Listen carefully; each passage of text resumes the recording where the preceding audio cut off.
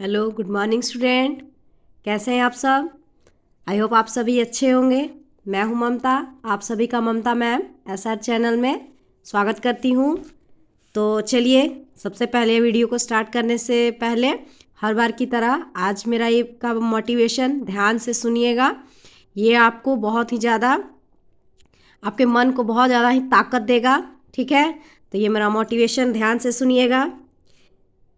देर लगेगी मगर सब सही होगा, देर लगेगी मगर सब सही होगा।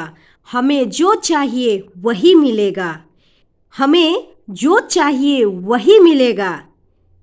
यकीन रखो अपने आप पर, अपने ईश्वर पर, अपने परमात्मा पर, अल्लाह पर।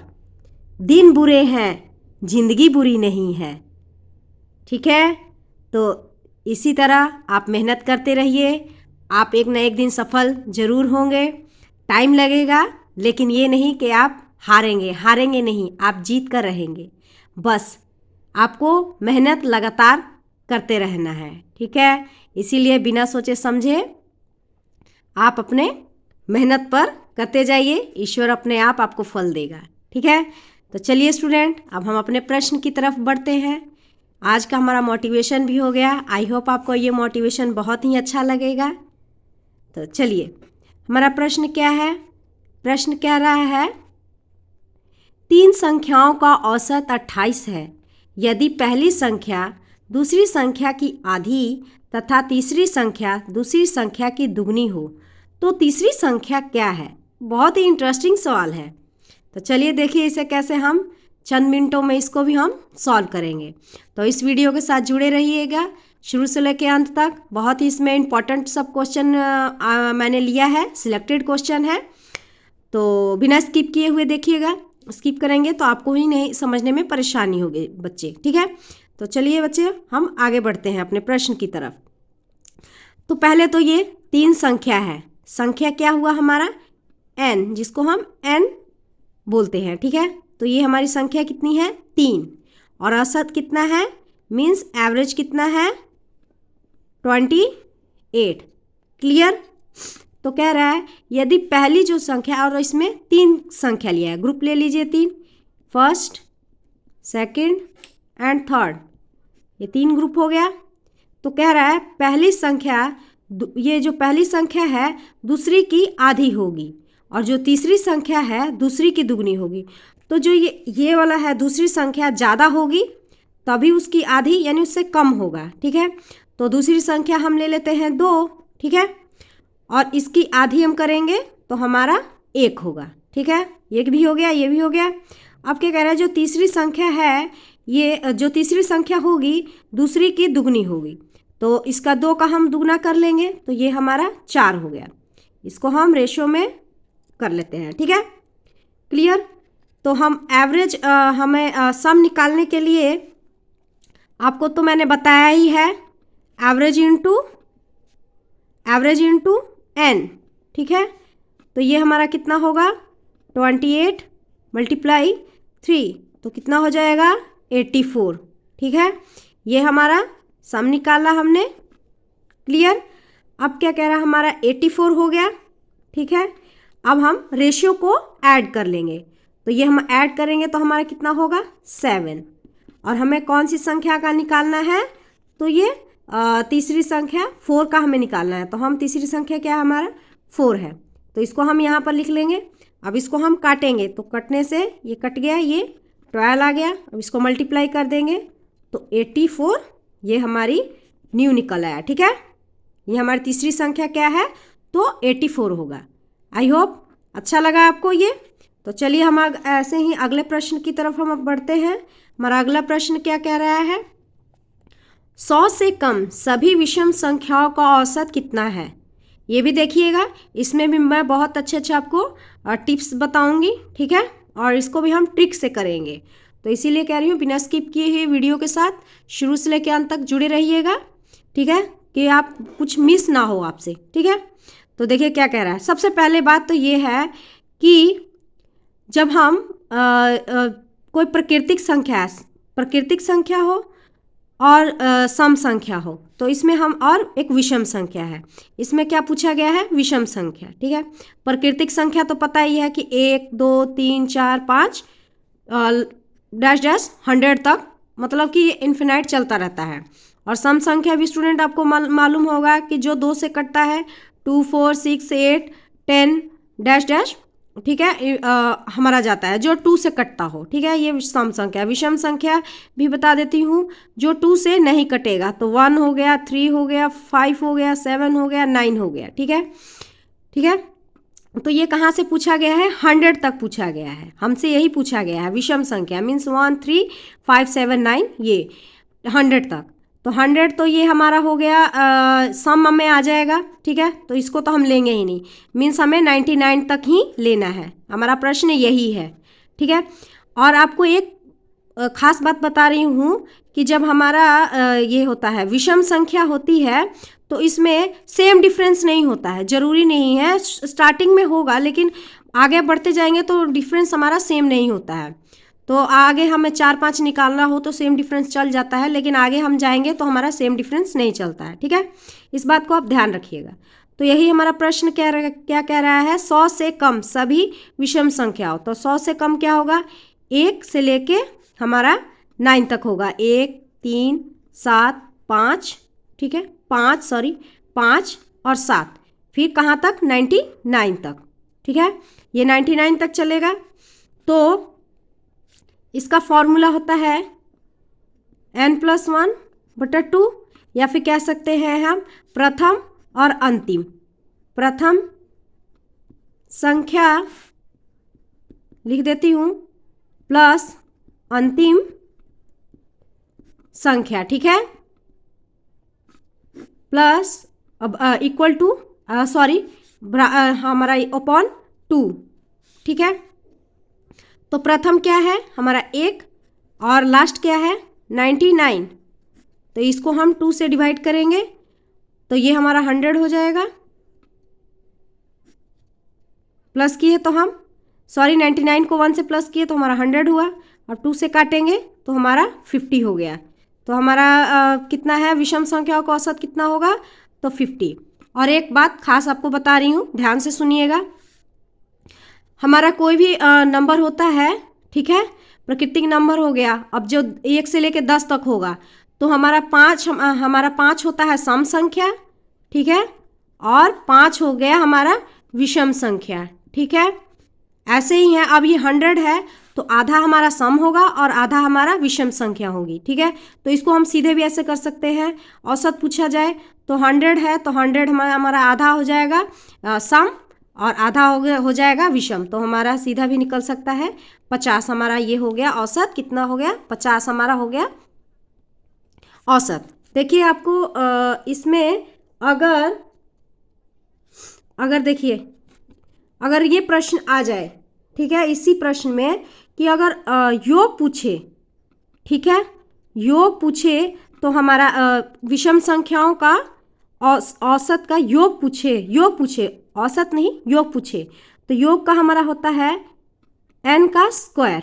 ठीक है, और पूछे कि विषम संख्याओं का औसत पूछे तो हमारा n ही होता है। ठीक है, मतलब जितना नंबर है उतना ही होता है, जैसे 1 हो गया, 3 हो गया, 5, ये 7, ये 9। ठीक है, ये हमारा प्रश्न में आ गया कि विषम संख्याओं का औसत कितना है, तो ये हमारा नंबर मतलब कितनी संख्या है, 1 2 3 4 5, तो हमारा ये 5 ही हमारा ये इसका औसत हो जाएगा। ठीक है, अगर योग पीछे पूछे तो n का स्क्वायर होता है। ठीक है, क्लियर, आई होप समझ में आ रहा है आपको।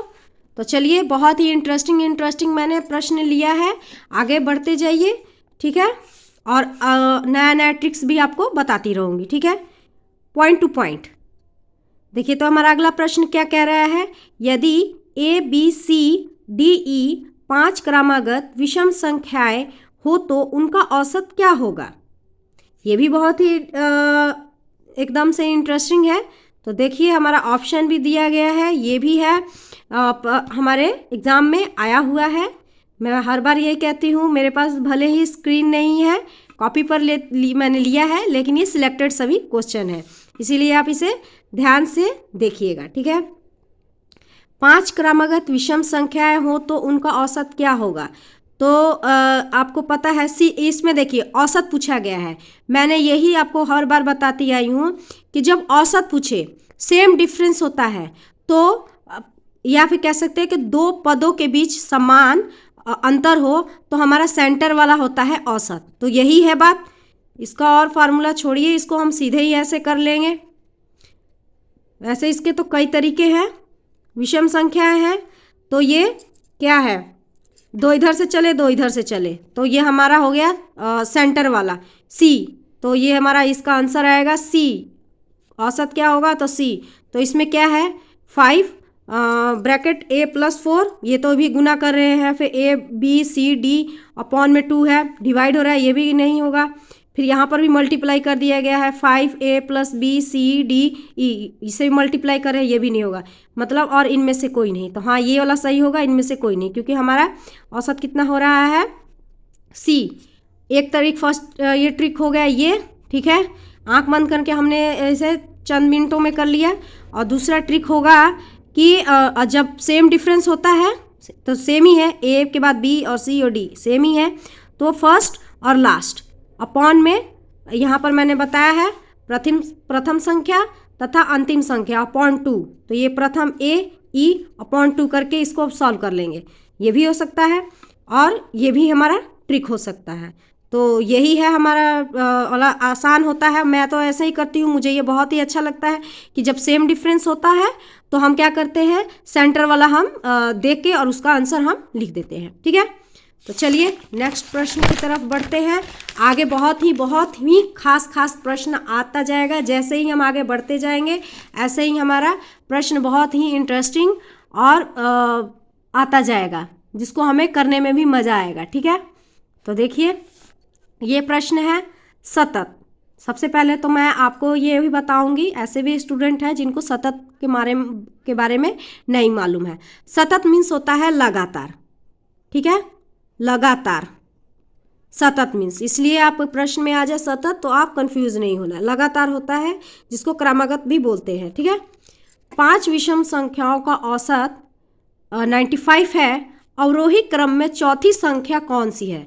ऐसा प्रश्न अभी आपने नहीं देखा है, इसलिए ये मैंने सभी सिलेक्टेड क्वेश्चन लिया है। देखिए BPCE परीक्षा में आया हुआ है, 2009 में है, ठीक है। तो देखिए क्या है ये हमारा प्रश्न। देखिए पहले कह रहा है औसत। औसत मैंने हमेशा ही बताया है कि जब औसत हमारा बीच वाला होता है तो हम बीच वाला ही इसको, वही ट्रिक से इसको भी बनाते हैं। तो 95 लिख लेते हैं बीच वाला। फिर कह रहा है 5 विषम संख्या है, 5 होनी चाहिए, तो विषम संख्या 95 हो गया, 95, 96 नहीं, 97, 98 नहीं, 99, ठीक है। अब इधर से ले लेते हैं 93 और 91, 91, 93, 95, 97, 99, ये हमारी 5 विषम संख्या हो गई। अब कह रहा है कि अवरोही क्रम में चौथी संख्या। तो अवरोही क्रम हमेशा ऐसे होता है। देखिए ध्यान से, आपको नहीं, जिसको मालूम होगा वो देख लें, अधिकांश वैसे बच्चों को मालूम ही होगा। अवरोही क्रम हो गया, पहले बड़ा, फिर उससे छोटा, फिर उससे छोटा, फिर उससे छोटा, फिर उससे छोटा, ठीक है। आरोही क्रम हो गया कि इधर से हम आएंगे, छोटा बड़ा, फिर उससे बड़ा, फिर उससे बड़ा, फिर उससे बड़ा। तो हमें प्रश्न में ये पूछा गया है कि क्या है, अवरोही क्रम में चौथा है, ठीक है। तो 1 2 3 4 मीन्स हमारा ये 93 होगी संख्या। 1 2 3 4, अच्छा इसमें ऑप्शन नहीं दिया गया है, 93 एक होगा, ठीक है, 93 होगा, जिसमें से हमारा 93 ही आएगा, क्योंकि 5 संख्याएं बोली गई हैं तो 5 संख्या हमने लिख लिया है, ठीक है। और औसत हमेशा हमारा सेंटर वाला होता है, तो 2 इधर से चले 2 इधर से चले, 4 और एक बीच वाला होगा 5, ठीक है। तो इसमें से पूछा गया है अवरोही क्रम में चौथी संख्या, तो 1 2 3 4, तो ये हमारा 93 होगा, ठीक है। चौथी संख्या कौन सी होगी, तो 93। क्लियर, आई होप समझ में आ रहा है। देखिए आगे और भी प्रश्न बहुत ही खास होगा, तो बिना स्किप किए हुए बच्चे आप देखते रहिएगा।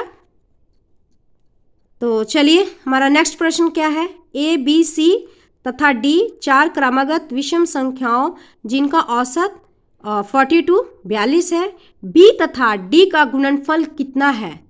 देखिए ये भी है, हर बार योग या औसत ऐसे टाइप का क्वेश्चन आता है। मैंने ऐसा आपसे अलग लिया है, गुणनफल वाला लिया है। तो देखिए इसको हम कैसे करेंगे। हमारे ये 4 ग्रुप हैं, पहले तो कर लेते हैं यही ए, बी, सी और डी, यही है। औसत हमारा सेंटर वाला होता है, तो हमारा ये 42 हो गया सेंटर वाला। अब क्या कह रहा है? विषम संख्या, विषम संख्या पूछा गया है। वैसे तो ये दिया गया है औसत 42, तो ये तो सम संख्या है, लेकिन हमें इससे कोई मतलब नहीं है, ठीक है। तो हमारा ये 43 हो जाएगा और ये 45 हो जाएगा।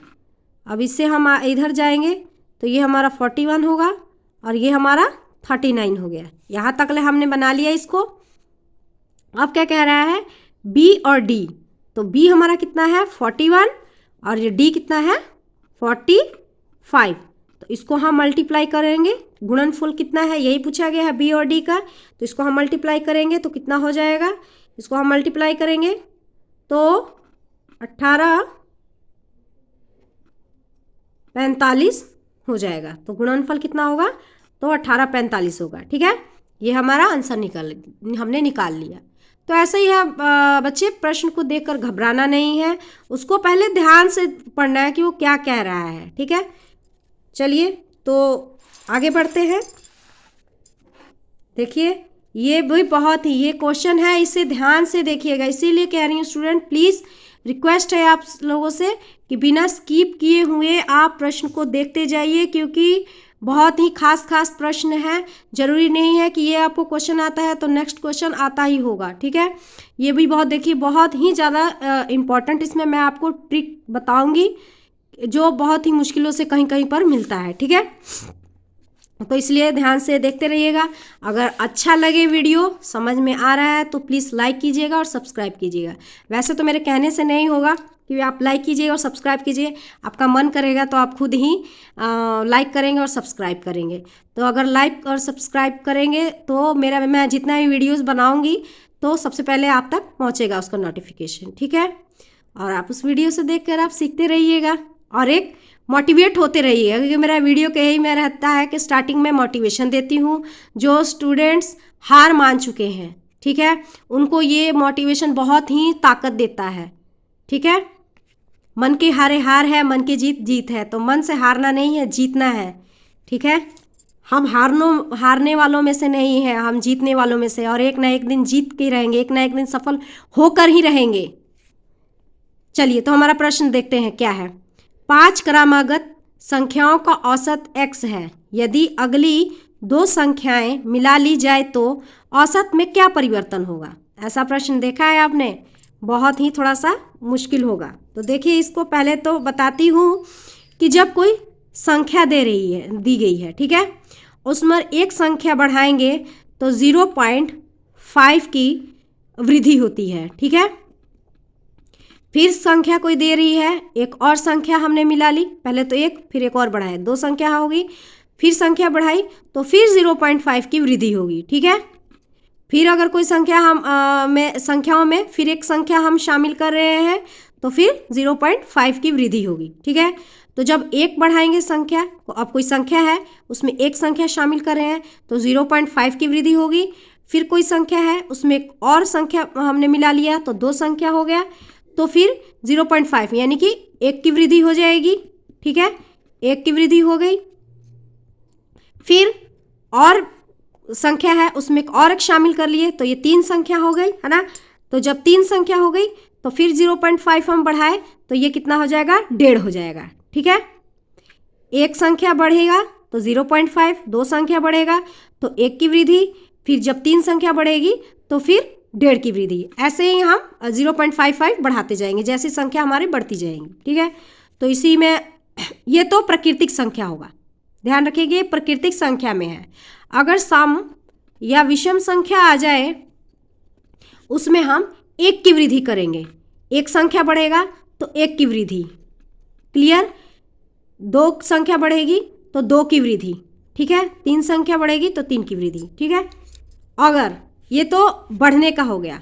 अगर कम हो तो 0.5 की कमी करेंगे, फिर 0.5 की कमी करेंगे, फिर 0.5 की कमी करेंगे। ऐसे ही हमारा संख्या कम होता जाएगा तो 0.55 घटाते जाएंगे, कम करते जाएंगे। ठीक है, तो देखिए हमारा प्रश्न में क्या कह रहा है, ये देखते हैं कि 5 क्रमागत संख्याओं का औसत x है।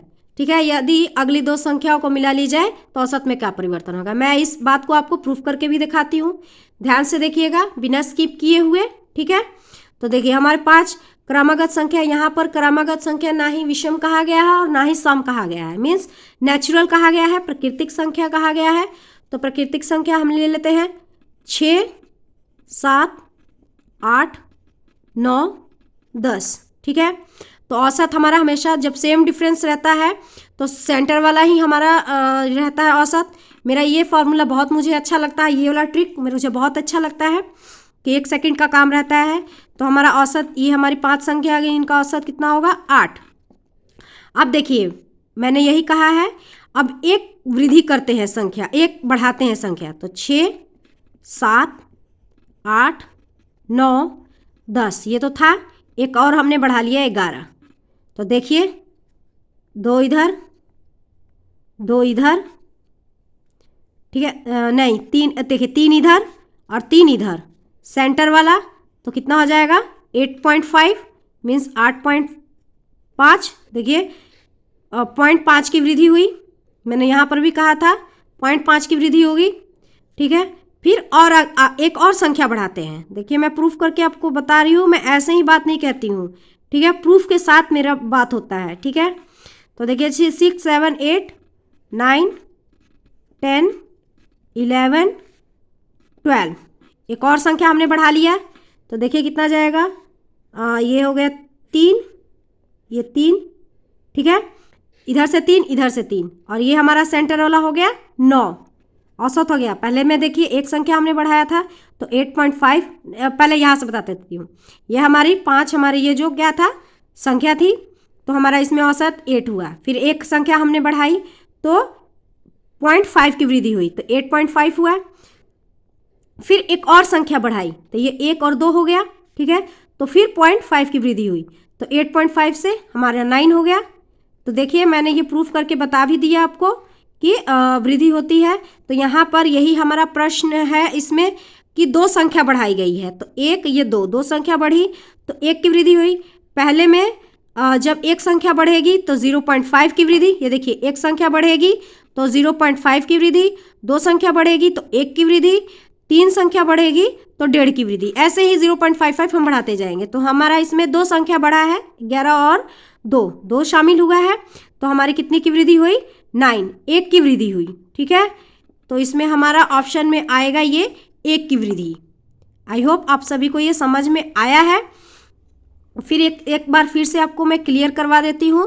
प्रश्न यही है, 5 क्रमागत संख्याओं का औसत x है, यदि अगली 2 संख्याएं मिला ली जाए तो औसत में क्या परिवर्तन होगा। तो 1 की वृद्धि होगी, कैसे, तो हमारे ये 5 ये क्रमागत संख्या ले लिया हमने। ठीक है, और इसमें हमने 2 संख्या मिला ली है, तो 2 संख्या कौन सी मिली, 10 तक तो था ही हमारा ये।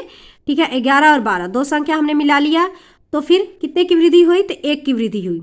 ठीक है, तो 9 हुआ हमारा, 9 आया तो हमारी 1 की वृद्धि हुई। आई होप आप सभी को समझ में आया होगा। तो चलिए ये भी देखिए प्रश्न देख ही लेते हैं जाते जाते। तो ये हमारा ये लास्ट प्रश्न है, ये भी बहुत ही खास है, ये भी अपने आप में खास है। तो इस वीडियो के साथ जुड़े रहिएगा। इतना तकले आपने देख ही लिया है तो यहाँ तक ये भी समझ लीजिए। ठीक है, क्या पता ये इसमें भी कुछ आपको अलग से बात बता दूँ। प्रश्न देखिए क्या कह रहा है, यदि m संख्याओं का औसत n² है तथा n संख्याओं का औसत m² हो तो m + n ब्रैकेट में है संख्याओं का औसत कितना होगा। तो इसमें हम सीधे ही यही फॉर्मूला लगा देते हैं, योग बटा n। ठीक है, यही फॉर्मूला लगेगा। ठीक है, क्या पूछा गया है, औसत, औसत का यही निकालने का यही फॉर्मूला होता है, योग बटा n। अगर योग निकालना होता है, यहाँ पर बता देती हूँ, एवरेज इंटू n होता है। ठीक है, तो हमें औसत निकालना है, तो औसत हमें निकालना है तो योग बटा n क्या करेंगे, पहले हम m, पहले तो ये बता देती हूँ क्या कह रहा है, दो m हमारा संख्या है और इसका औसत कितना है n स्क्वायर, क्लियर। फिर n संख्या है, इसका औसत कितना है m स्क्वायर, ठीक है। हमें अब इसमें यही फॉर्मूला लगाएंगे, योग बटा n, तो हम इनका योग करेंगे तो m और n स्क्वायर कितना हो जाएगा, m n स्क्वायर हो गया, प्लस फिर क्या है n m स्क्वायर, ठीक है, अपॉन कितना है, क्या है m और n, ये संख्या यही है m प्लस n, ठीक है। इसमें से कॉमन ले लेते हैं, m और n को कॉमन ले लेते हैं तो रह गया हमारा n प्लस m। इसको हम n भी लिख सकते हैं और nm, बात वही है। 3 को 5 से गुना करें या 5 को 3 से गुना करें, रिजल्ट तो वही आएगा, तो ऐसे ही है, इसको हम यही लिख लेंगे। फिर क्या है हमारा m n, तो m n से m n कट जाएगा, इसको काट लीजिए, इसको काट लीजिए, बात एक ही होगा। तो इसको हमने काट लिया तो हमारा क्या रह गया m n। तो इसमें से ऑप्शन में है, हाँ देखिए ये रहा m और n, तो हमारा ये वाला m n, इसको हम टिक करेंगे। आई होप आप सभी को बहुत ही अच्छा लगा होगा। बस आप लोगों का सपोर्ट चाहिए, तो ऐसे ही वीडियोस मैं बनाती रहूँगी और आप एवरेज में एकदम से पक्के हो जाएंगे, एकदम से पक्के हो जाएंगे। और इसी में डिस्क्रिप्शन में मैं सभी आपको डाल देती हूँ, जितना भी वीडियोस है मैंने स्टार्टिंग औसत से समझाया है आपको। और जैसे ही ये जितने भी क्वेश्चन है, वेरी इंपॉर्टेंट क्वेश्चन है, ये एग्ज़ाम में आया है, वही मैं प्रश्न लेती हूँ, ठीक है। तो आप उनसे देखकर आप एवरेज में एकदम से 0 से आप हीरो बन जाएंगे, ठीक है। तो टेक केयर स्टूडेंट, ध्यान रखिएगा अपना और मेहनत करते जाइए बिना सोचे समझे, ठीक है। एक ना एक दिन आप सफल ज़रूर होंगे।